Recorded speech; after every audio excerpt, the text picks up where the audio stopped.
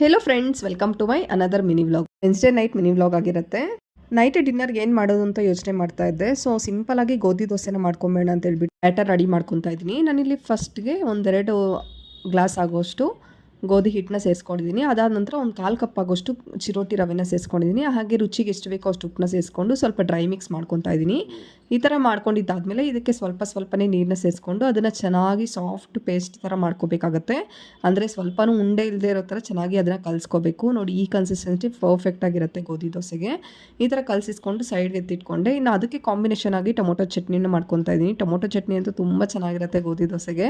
ಇನ್ನು ಅದನ್ನು ಹಾಕ್ಬಿಟ್ಟು ಗ್ರೈಂಡ್ ಮಾಡ್ಕೊಬೇಡ ಅಂತ ಹೇಳ್ಬಿಟ್ಟು ಮಾಡ್ಕೊತಾ ಇದ್ದೀನಿ. ಇಲ್ಲಿ ಪರ್ಫೆಕ್ಟಾಗಿ ಈ ಥರ ಏನಾದರೂ ಮಾಡ್ಕೊಂಡ್ರೆ ಪರ್ಫೆಕ್ಟಾಗಿ ಬಂದಿರುತ್ತೆ ಗೋಧಿ ದೋಸೆ. ಸ್ವಲ್ಪ ಕ್ರಿಸ್ಪಿಯಾಗಿ, ಸ್ವಲ್ಪ ಸಾಫ್ಟಾಗಿ, ತಿನ್ನೋದಕ್ಕೂ ಅಷ್ಟೇ ತುಂಬ ಚೆನ್ನಾಗಿರುತ್ತೆ.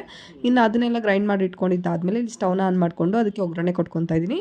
ಒಗ್ಗರಣೆಗೆ ಏನಿಲ್ಲ, ಟೊಮೊಟೊ ಚಟ್ನಿ ತುಂಬ ಸಿಂಪಲಾಗಿ ಮಾಡ್ಕೊತಾ ಇದ್ದೀನಿ. ಸ್ವಲ್ಪ ಈರುಳ್ಳಿ, ಬೆಳ್ಳುಳ್ಳಿ, ಹಾಗೆ ಸ್ವಲ್ಪ ಹಸಿಮೆಣಸಿನ್ಕಾಯಿ, ಸ್ವಲ್ಪ ಜೀರಿಗೆ, ಸ್ವಲ್ಪ ಟೊಮೊಟೊ, ಸ್ವಲ್ಪ ಕೊತ್ತಂಬರಿ, ಸ್ವಲ್ಪ ಕರಿಬೇವನ್ನ ಹಾಕಿ ಚೆನ್ನಾಗಿ ಅದನ್ನು ಫ್ರೈ ಮಾಡಿಕೊಂಡು ರುಬ್ಕೊಂಬಂದು ಅದಕ್ಕೆ ಒಗ್ಗರಣೆ ಕೊಟ್ಕೊಳ್ಳೋದಷ್ಟೇ. ಸಿಂಪಲಾಗಿ ಟೊಮೊಟೊ ಚಟ್ನಿ ಕೂಡ ರೆಡಿ ಆಗಿಬಿಡುತ್ತೆ. ಇನ್ನು ಅದಾದಮೇಲೆ ಇನ್ನೊಂದು ಕಡೆ ಗೋಧಿ ದೋಸೆನ ಹಾಕ್ಕೊತಾ ಇದ್ದೀನಿ.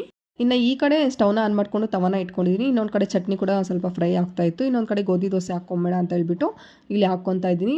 ತವ ಜಾಸ್ತಿ ಬಿಸಿ ಮಾಡ್ಕೊಳ್ಳೋದು ಬೇಡ, ಅಂದರೆ ಸ್ವಲ್ಪ ಮೀಡಿಯಮ್ ಫ್ಲೇಮಲ್ಲಿ ಇಟ್ಕೊಂಡು ಚೆನ್ನಾಗಿ ಅದನ್ನು ಬಿಸಿ ಮಾಡಿಕೊಂಡು ಅದಕ್ಕೆ ಗೋಧಿ ದೋಸೆನ ಹಾಕ್ಕೊತಾ ಇದ್ದೀನಿ. ಸೈಡಲ್ಲಿ ಸ್ವಲ್ಪ ಆಯಿಲ್ನ ಹಾಕ್ಕೊಂಡು ಮಾಡಿಕೊಂಡ್ರೆ ತುಂಬ ಚೆನ್ನಾಗಿ ಬರುತ್ತೆ. ತುಂಬ ಕ್ರಿಸ್ಪಿಯಾಗೂ ಕೂಡ ಇರುತ್ತೆ. ನೀವೇ ನೋಡ್ತಿರ್ಬೋದು ಎಷ್ಟು ಚೆನ್ನಾಗಿ ಬರುತ್ತೆ ಅಂತ. ಹಾಗೆ ಚಿರೋಟಿ ರವೆ ಹಾಕಿರ್ತೀವಲ್ವ, ಚಿರೋಟಿ ರವೆ ಹಾಕಿರೋದ್ರಿಂದ ಸ್ವಲ್ಪ ಕ್ರಿಸ್ಪಿಯಾಗಿ, ಸ್ವಲ್ಪ ಸಾಫ್ಟಾಗಿ ಬಂದಿರುತ್ತೆ. ತಿನ್ನೋದಕ್ಕಂತೂ ತುಂಬ ಚೆನ್ನಾಗಿರುತ್ತೆ. ಸ್ವಲ್ಪ ಕ್ರಿಸ್ಪಿಯಾಗಿ, ಸ್ವಲ್ಪ ಸಾಫ್ಟಾಗಿ.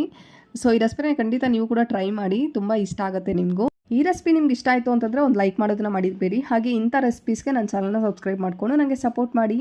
ತುಂಬ ಚೆನ್ನಾಗಿತ್ತು ಟೇಸ್ಟ್ ಅಂತೂ. ನೆಕ್ಸ್ಟ್ ರೆಸಿಪಿಯಲ್ಲಿ ಸಿಗ್ತೀನಿ. ಅಲ್ಲಿವರೆಗೂ ಬಾಯ್, ನಮಸ್ಕಾರ, ಟೇಕ್ ಕೇರ್. ಈ ರೆಸಿಪಿನ ಖಂಡಿತ ನೀವು ಕೂಡ ಟ್ರೈ ಮಾಡಿ. ಬಾಯ್.